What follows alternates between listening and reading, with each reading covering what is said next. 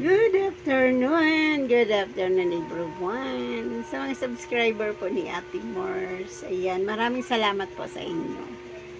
Pasensya na kayo guys kung mabagal ang reply ko sa inyo kasi busy po ayan guys. Pagkatid ko ng apo ko sa school, ayan, dumaan ako sa bilihan ng Tik Milo. Pero hindi Tik Milo yung binili ko, ayan, Tik Mango.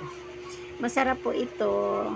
Ayan guys, nagmi-melt na nga. Hindi ko siya makain kasi may karga akong baby. Ayan o, nami-melt na siya. Karga ko yung baby namin. Kaya, ayan, meron pa tayong guys, pakwan. Ayan, ampula.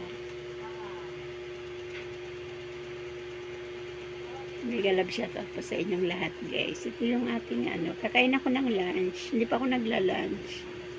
Ang ulam ko today ay sinigang na baboy. Tapos nagisa ako ng corned beef para sa mga apo ko. So, ayan, kakain ako. Ito guys yung pakuan ko, masarap to. Matamis siya. Hindi lang siya mapula, matamis talaga. Nabili ko kaninang morning. So, ang tagal nung anak ko, yung baby, karga ko. So, kakain na ako. Nasa taas lang siya, pero pababa na yun. Binihisan lang yung anak niyang panganay. So, ganito ka-busy si Ate Mars, guys. Anong oras na?